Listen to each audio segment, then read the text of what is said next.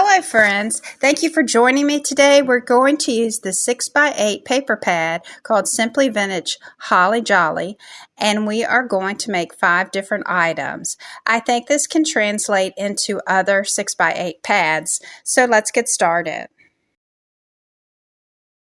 So I want this to be the front of the box on this side of the paper, therefore I'm going to score on this side. I am going to score this at a 1/2 inch,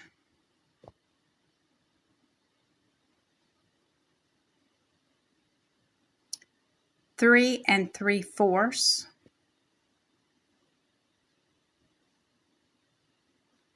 four and 1/4,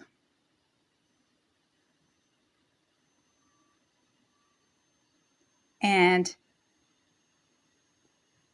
7 1/2. I just want to make sure I got my score place in the proper place, my paper in the proper place before scoring.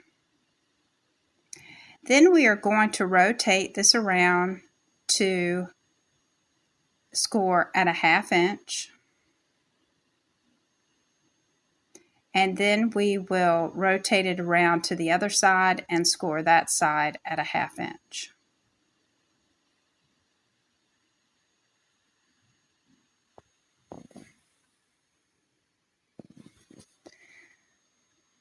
We are going to be cutting this paper, and so that you can see it properly, I'm going to use a black pen.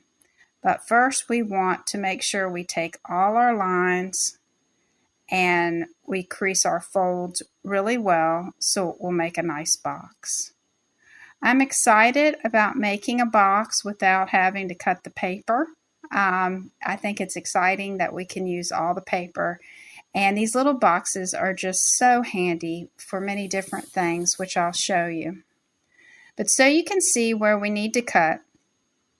On the 6-inch side, we're going to cut the boxes away there. On the 8-inch side, we're going to cut small box away on both score lines.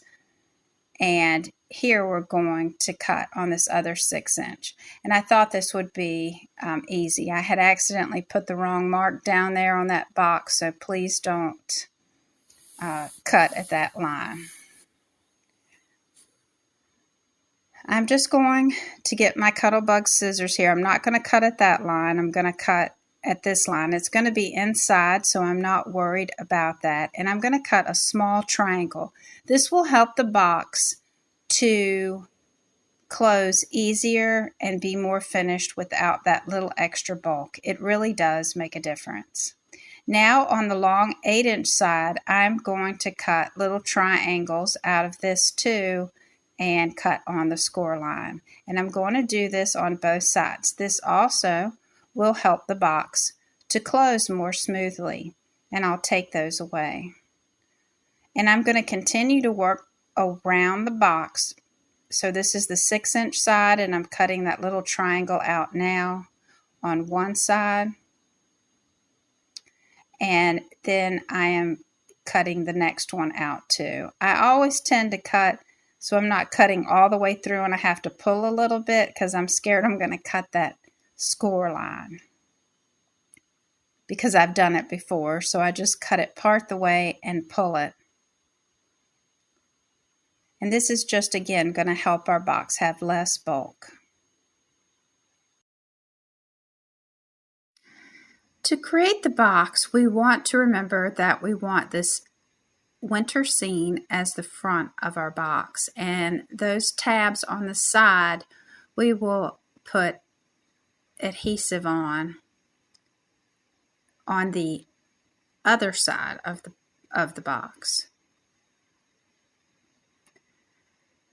So I'm going to put the score tape in each of the corners where we cut that flap first. And I really highly recommend using your bone folder to put that down. Then we are going to put score tape on the bottom tabs. And the reason that we want to use that bone folder is it really makes that double-sided tape adhere well. Now we want to put score tape on the little tiny flaps on the inside of the box. And when the score tape adheres really well, it's also easy to take off the release paper. Now we're going to take off the release paper so that we can fold our box. And when we go to fold our box, you will want to line it up and get a nice, good press there to hold that in place. We will take these flaps will go inside, and we will take the adhesive strip off of those flaps. And this will just give that a little bit more sturdiness when the box is opened and closed. We will then again do the same thing on the other side, bringing that tab over and making sure we line that up and seal it down really well. And we now have our little box. What can you put in this box? You can take a mini glue dot, put it on the back of your gift card, and you can stick it in your box, and the recipient will have no clue that a gift card's in the box. You can also take and put tissue paper in the box and stick your card in the box. Another way you can use this box is to put in jewelry or these earring backers. What woman doesn't forget and lose their earrings? I do it all the time. And so I thought that would be a cute little gift. Another great idea is to use this to put in like the mailbox of your coworker or on their desk. Wouldn't that just be so delightful to come in and find a cute little box made just for them, filled with their favorite treats? I would like you to tell me in the comments below, how would you or what would you fill this little box with for someone? This box is beautiful by itself. However, as crafters, we love to embellish. So let's look at our pad of paper to see how we could embellish. We could fussy cut this out, but I think it's too large for the box, but it sure is adorable, and it will look wonderful on other projects, on cards, different things. But we're going to look through to see what we can use. And I really like this page. I think that there's a few items we could use on this page. And the cut aparts are too large, and they're not in a landscape form like the box. And the tags are absolutely adorable too. That could be used on the box. I decided to use these cut aparts on the box. And I just love how they coordinate with the paper. And this one is so cute because it has like to, the address, and care of. And I can use that as a tag without ever having to put an extra tag on the box. And I found this paper to be beautiful. And I'm going to cut a section out and fussy cut around these items. I've gotten out a black ink cube, and I just want to go around to pop this off the paper just a little bit. I don't want to get it actually on the actual decoration, and then I will put pop-up dots down to just add a little dimension. And since these are thin pop-up dots, I am putting on 2 dots, and that is how that will go on the box and be a little raised off.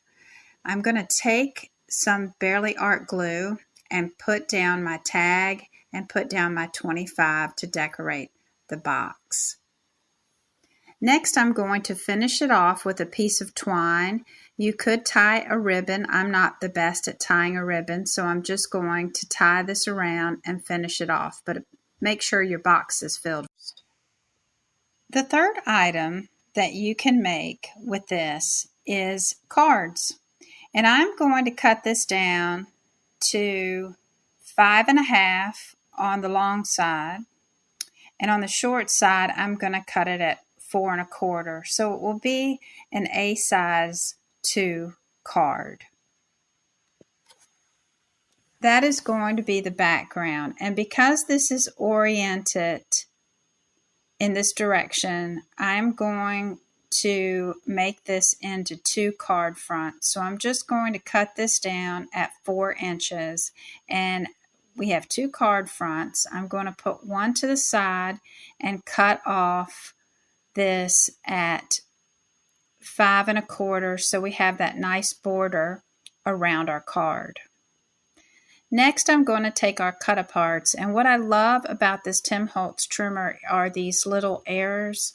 They really help you show where to guide and cut your cut aparts. So now I have my cut aparts cut apart, and I'm just going to use this shiny and bright one to decorate my card. And we will save these others for later. Now we're going to start to assemble the front. I really want to take this cut apart up to the next notch, and I have this punch that I can use for photos, but I'm going to use this to make decorative edges around this 3x4 cut apart. And I think that just helps it look a little more fancy. And then I'm going to start assembling my card and using my Altenew grid mat to make sure that I get everything on here just perfectly. This is a great grid mat, and I have enjoyed using it, and I can also center up the cut apart. So I will use my Barely Art glue to put this down. And I really love that buffalo check on the outside. It's just a hint, and it picks up on those little red ornaments that are in this beautiful decorated paper. And now I have a really cute little border around there, and I'm gonna let that dry. And then on my cut apart, I want to put pop-up dots. And I'm only going to do one layer of pop-up dots on that cut apart. And I'm also going to take some twine before putting the cut apart down, and I'm going to adhere it to the back of this card. This is a great trick if you're not good at tying bows and you don't want just strings of twine. It just adds a little element to your card, and you will secure that in place with some score tape. But you will only use one side of the score tape, so it's just like taping something down. You won't use that to adhere it to the card, and then I will cut off the excess twine. And when you turn it over, it just adds a little bit of interest on that card, and you will be able to take off the release paper on the pop-up dots and pop up your element to decorate the front of your card. I think this is really nice and quick when you want to make a really pretty, simple Christmas card to go along with a gift. Now my next trick is to get my score pal and my card base. Now this card base is an A2 card base that we normally open from the top, but I love how we can fold it to the side. And I'm going to put my Barely Art glue all over the back of this card. And my glue is starting to run out, so I have to shake it quite a bit. But to get this looking really nice on the card, I'm going to put the card in the corner of the score pal and then press it down. And then it's really pretty and centered up on my card. And I have my card created first. The fourth item I'm going to use is those cut aparts, and I am going to use a corner rounder on my envelope punch, but you can use any corner rounder, and I am going to round all the corners of these cut aparts. And what I'm going to actually do with the cut aparts is make them tags for my presents. I think these cut-aparts are absolutely adorable. I love the vintage look, and I have a lot of vintage Christmas paper. So I made a 2.5 by 3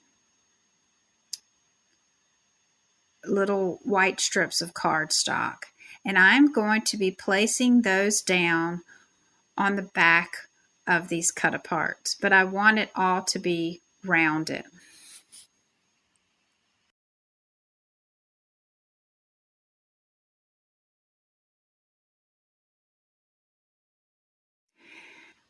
I'm using these 2 stamp sets in just some of the sayings, the to and from and the special delivery in the stamp set, so that I can decorate the little white cards that we have for the back of the cut-aparts. And I'm going to put these in the MISTI. I'm going to press them down, and then I'm going to arrange them on the lines to make sure they're straight. I will use Memento Black ink, my favorite ink to use. I've been using this for years, and I will stamp those cut-aparts. I think this is super cute to put on the back of those cut-aparts, and I love the little saying special delivery. I also love that the back of the cut-apart has those beautiful ivory leaves, and it makes that pop on the back of the card. And I will put these on both of the cards to make these little tags. These tags can be hung on bags. They can be put on your Christmas boxes. I would take the twine and put it through and then stick the twine underneath your bow and have it dangle.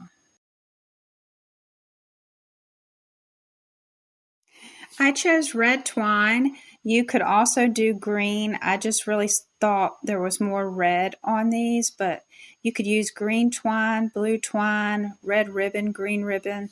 You choose. We're going to let the paper do the work for us, and we're just going to cut out these little tags.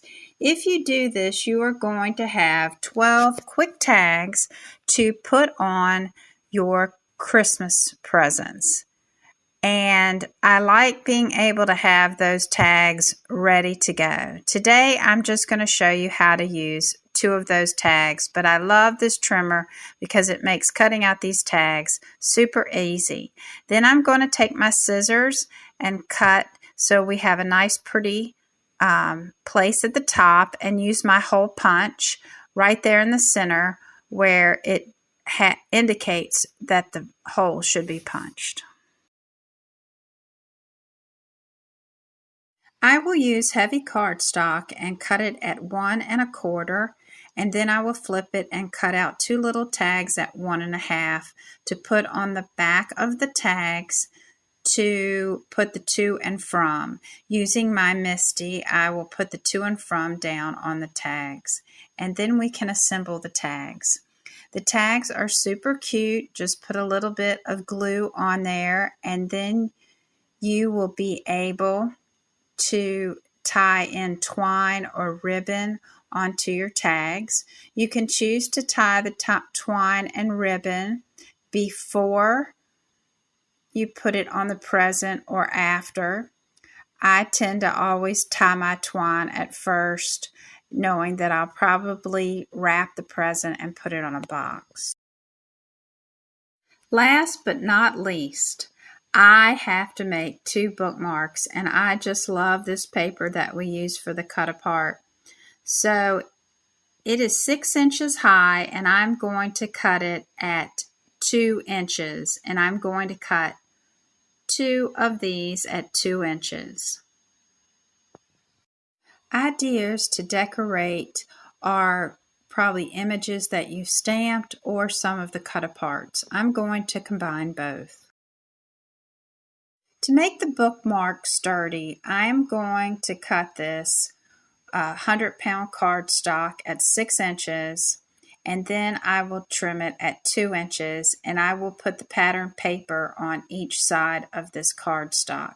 This is going to make for a nice firm bookmark. And you want a nice bookmark when you're giving this away as a present. I'll just use my Barely Art glue and put this on both sides. But I have some book lovers, and I think that they will really enjoy having a personalized bookmark for the holiday season.